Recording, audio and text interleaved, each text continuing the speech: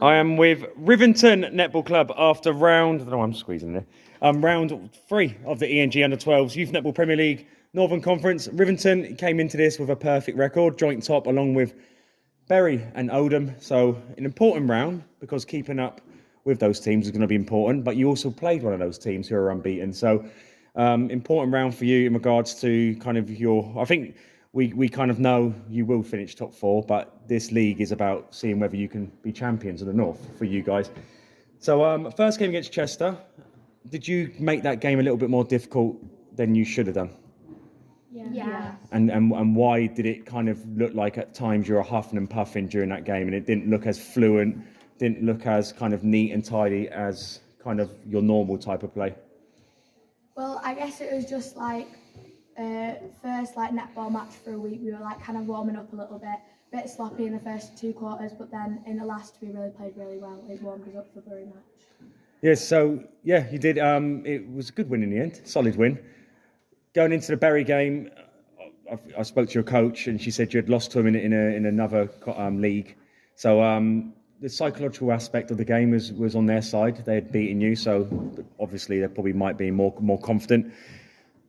But all in all, especially in the second half of the game, it was just what I would call total netball. It was a masterclass in just temperament, skill set, just all the things you kind of look at when you're looking at elite teams.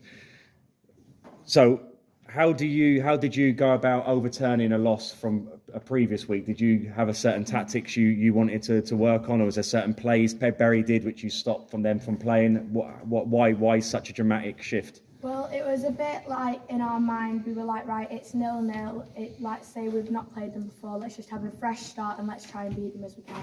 But in terms of match play, tactically, let's delve into the tactics of the game.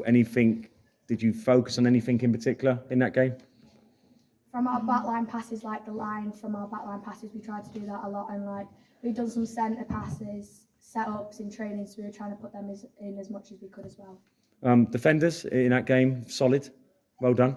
Again, in regards to their shooters, was there certain ways they played the game which you had to kind of adapt to, or were you weary of?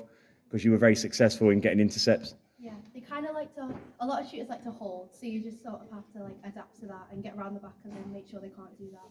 Yeah, well done. No, it was good defensively, superb in that game. You are 6 wins out of 6, so you're definitely going to qualify for our grand finals. A complete capitulation from about 100-0 losses now would only take you out of the top 4 and not turn up to games and deducting points. So we can safely say you're there. But now, next up for you, big game, Leeds Athletic. They looked awesome today. They were fantastic. They are improving every time they come here. They're a different team from round 1. We're going into round 4. You're going to probably play the best of Leeds Athletic. Probably the wrong time to play them, to be honest. But are you relishing that challenge against Leeds Athletic? And how do you think you're going to do against Leeds Athletic? I think it's going to be really close, but then hopefully we'll take the lead in the last few quarters because we come out. Do you know what I mean? What part of Leeds' game do you think is going to be the kind of the key thing for you to kind of stop? The defensive quarter, because Their defence or your defence? Our defence. Yeah. It's because we need to adapt sometimes to how they move around. So, like each team does it differently on how they hold, how they come forward.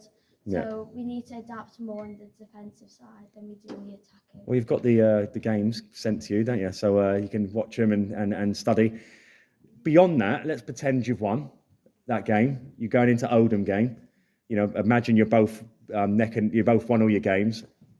If that Rivington performance just then, which especially I think it was the third quarter in particular, was just incredible.